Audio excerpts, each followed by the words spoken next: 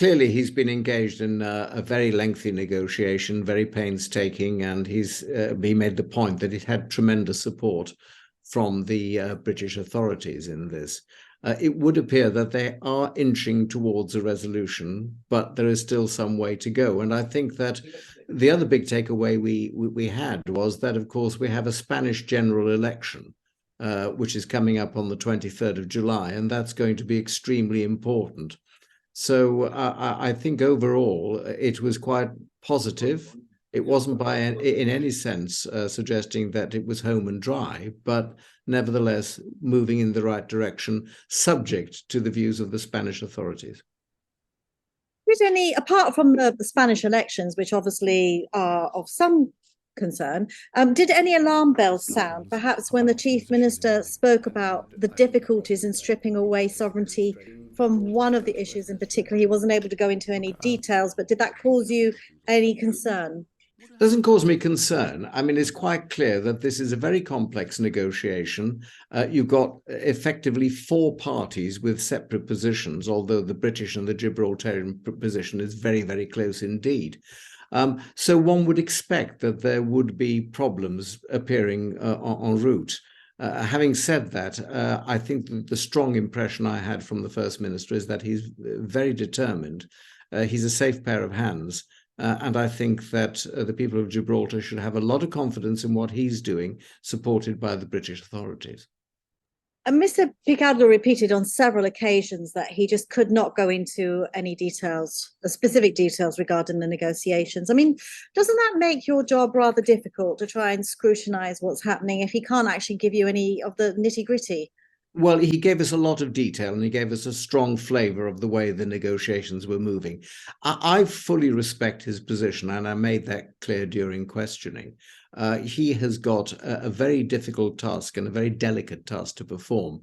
And what he doesn't want to do is to make a statement before the European Scrutiny Committee in London that may well be picked up by our counterparties and operated to the disadvantage of the UK and Gibraltar. So I fully accept that. I think that given his position, he was extremely forthright and did actually give us quite a lot of information. I can't remember who asked the questions, this particular question, but it was basically that things hadn't progressed that much further since the committee met last year, since the Chief Minister updated the committee last year. I mean, are you a bit disappointed that we haven't gone any further than where we are today? Well, no, again, it's what I would expect. We've had 20 months of effective negotiation. Now, when one considers how long Gibraltar has been associated with the European Union, and when one considers the importance of this negotiation, I don't think it's unreasonable to expect that both sides will be negotiating hard, they'll be taking firm lines and giving ground, as of course ground has to be given on both sides, but giving ground only slowly. That didn't disappoint me at all. I think, again, it's perfectly reasonable to expect that these will be a protracted process.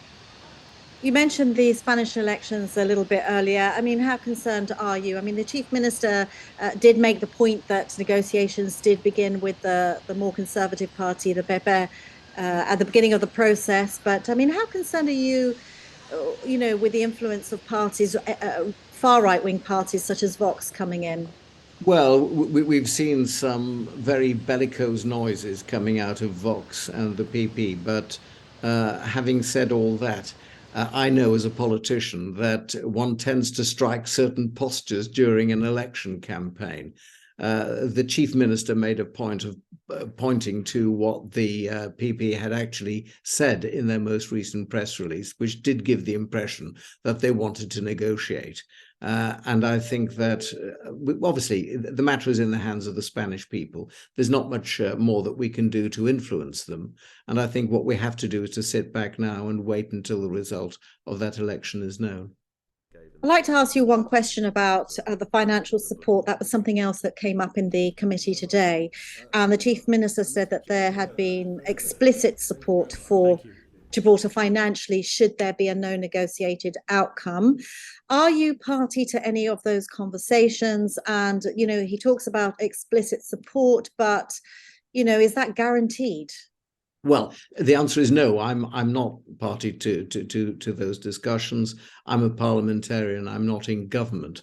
But what I can say is that there's a great deal of strong support for Gibraltar in the United Kingdom Parliament. And I'm sure that colleagues across the board on both sides of the House would be anxious to ensure that Gibraltar got all the support it needed, irrespective of the outcome of these negotiations.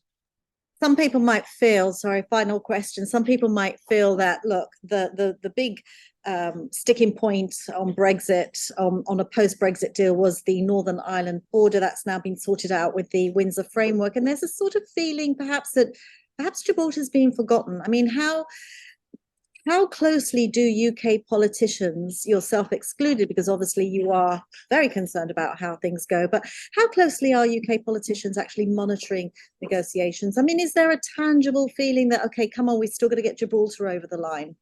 Yes, very much so. In fact, the issue of Gibraltar was raised in Prime Minister's questions today by a colleague of mine. People are taking a very close interest in what is happening. I won't comment on the Windsor framework because I've got my own reservations about that. But I can tell you that, across the House, on both sides of the House, there is tremendous support for Gibraltar. People are taking a great interest in it and are very much hoping and frankly expecting that there will be a positive outcome to these discussions.